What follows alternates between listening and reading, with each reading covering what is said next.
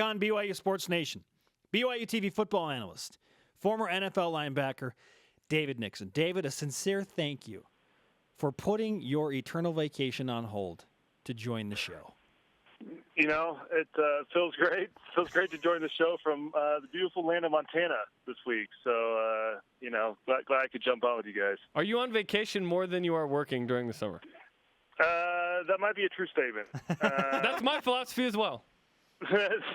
Listen, with my job, you can kind of work wherever, so it's been good. But when you got family all over the place, you've got to appease all of them. So yeah, we've been out and about this summer for sure. Is it, however, on family vacation sometimes, is this a respite from the vacay? Is this a good thing? Yes, sometimes those are needed, right? You need a vacay from the vacay. Is that how it works? Mm-hmm. But yeah, no, and there has been some golf on this one, so Spencer, I know you'd appreciate that one as well. Absolutely. In all seriousness, you actually had to drive to get to a place where you could do this interview. I don't appreciate that? Why just Spencer? We actually haven't played together. Actually, Spencer, we haven't played together as well, but I hear Spencer's a better stick, so I just kind of referenced the better stick out of the group. It's true. Spencer is he's way better than I am. No, come on. David, it was great to chat. We appreciate you coming on. That's why I just tweeted back at Spencer. I told him he needs to get out of the office when he keeps saying I got eternal vacation. So I keep telling Fair him, enough. Get out of here. Okay, David, while we have you on the phone amidst your vacation, and this is precious time, so we need to get down to business. And you're the man to ask this question because you played this position at BYU and in the NFL. When you look at the current core of linebackers at BYU, there are 9 guys slated that could potentially start at 4 positions. Who's going to be the biggest standout for BYU at the linebacker position? Bronson Kafusi not included because he's all over the place. So the guys that are linebackers only, who's the biggest standout? So I'm going to kind of dissect that question in the sense that I feel like BYU has the playmaking ability to Fred Warner they need to have, right? Every defense needs that playmaker. But that being said, my answer to your question is Sione Takitaki. And I go with that because he's got to be the anchor, the consistent linebacker that's always out there, play in, play out, doing his job and producing. But you always need that flash of brilliance, right? You need that flash of athleticism. I think Fred Warner will provide that. So that right there in and of itself locks down both the outside linebacker positions. But I like Takitaki. I mean, you look at stats and what he's able to do. He was tied for 4th in TFLs. He was tied for 2nd with 3 sacks. He was tied for 2nd with 3 quarterback hurries. And the reason I like 3 stats in particular is because it shows you he's in the backfield. He was in the backfield quite a bit. He was rushing the quarterback. He was obviously getting the quarterback down, but he had a few of those where he was close. And in a lot of TFLs, he's back there disrupting the offense. And from the outside linebacker position, that's exactly what they need. The defensive line, they're plugging the holes. They're taking on 2 blocks to free up the outside backers. And if you have that opportunity, you've got to get back there and you've got to produce. And Takitaki did that last year as a freshman. And I look forward to him doing the same this year as a sophomore, and hopefully he can produce. But I'm excited about the 2 outside backers. They're still young. I don't know if we've ever had where 2 sophomores are starting as outside backers. But I'm confident both will do well, but look for Takitaki to have a huge impact. It's interesting because we look at this group, and you lose Zach Stout, you lose Alani Fua. There were injuries. A lot of these guys played last year. But I just look at sheer numbers, just how many tackles or tackles for loss the guys had. And coming into this year, there is a bit of concern. You look at Fred Warner, 24 tackles, just 1 tackle for loss. You look at Langi, 14 tackles. Takitaki, 19, 4 tackles for loss. Had 3 sacks in that UCF game. Have you seen enough from those guys to be confident in their abilities to be a good defense this year? Or do we need to see more? Do they need to play September out? No question. We need to see more from them because you're right. I don't think there's enough film on those guys to pinpoint as one of them as the playmaker or the guy. I think we're all sitting here and we're speculating that they will be the guy, and we're hoping they'll be the guy. But that's, from a standpoint, it's a little worrisome, right? I think we all look at this and say, man, there's 9 backers up for grab, or 9 players going for those 4 spots, and it's not, none of them are really solidified per se.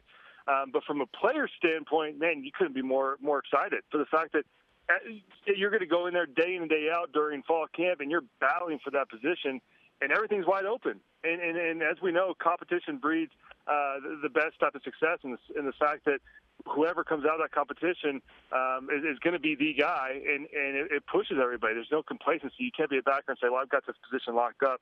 every day you got to bring your A game to practice.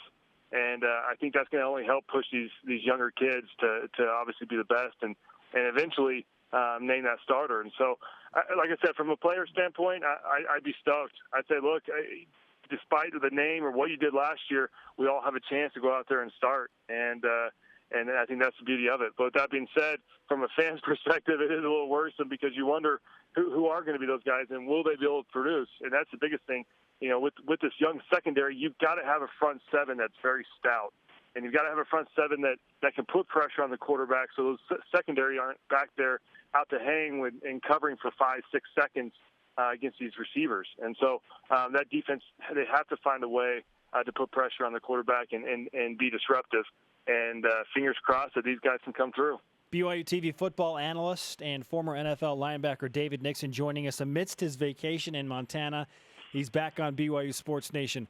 When we mentioned the 9 guys slated for 4 linebacker spots on this year's BYU roster, the question comes up, David, is this a platoon era? Last year we had 11. We saw 11 different guys start for BYU. At the 4 linebacker At the 4 linebacker positions. Now 9 guys are slotted for the 4 spots. Do you expect more of that? Is this another platoon year? It's a good question. I don't love the platoon, mostly because I want to be on the field every play. I think the platoon can help in the sense that you get certain guys on the field for certain situations. First and second down, you get a guy that can go up there and run stop, that can hold the edge better than maybe others. And then third down, you bring in guys that can rush the passer more effective than others, that have better pass rushing moves per se.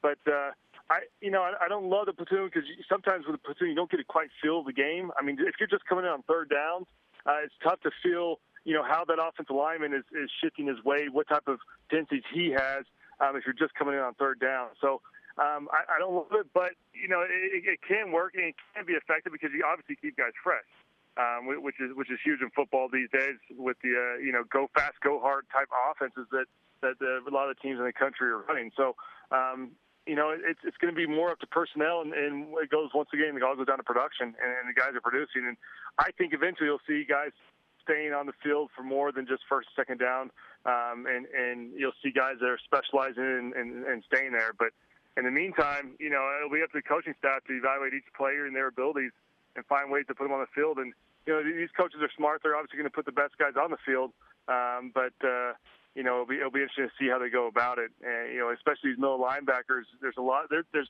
some good experience there, and shifting those guys around. It'll be interesting to see just how they're able to come through. It's a specialist era. You have a pill for every ailment or behavior. You have a linebacker for every down at this point. So it'll be interesting. Who will lead BYU in tackles, in your opinion? That's a good question. I mean, it's always been the middle linebacker, right? So Heater or Lungy? Heater or Lungy, or JLD. I've always had a little, thing for. This sounds weird. I guess a man crush on JLD, and the fact that I think he's a great player, and I think he has great potential. It's just a question: can he get on the field and stay on the field? It's going to be one of those guys. I don't know if I can really pinpoint one of them right now because it goes back to the whole experience and the fact that nobody's been that consistent leader. Nobody's been that guy that's been able to stay on the field consistently throughout the season. So one of them has to emerge. I would think it would be JLD or Harvey Longy, but it'll be interesting to see who comes out on top. But nonetheless, it's going to be exciting. I mean, the guys that BYU rolls out on day one against Nebraska. It'll be interesting to see if they can carry throughout the season, and they're there against Utah State on the last game of the season if it's the same lineup. I doubt it is, knowing that injuries come into play. But more than that, I mean, guys continue to work, and in film room, a lot of guys separate themselves from the amount of time they put in the film room. So there's a lot of factors that go into it to see kind of who evolves as that starter and as that guy throughout the season. David, great stuff. We wish you the best of luck on the rest of your vacation. Golf next week. I like it. Yeah, my vacation ends tomorrow, so I'm no more vacations from here. So I'll be more accessible to you guys. This weekend, golf. There you go. Anytime. All right, Dave. Thanks for the time, man. All right. Take care, guys.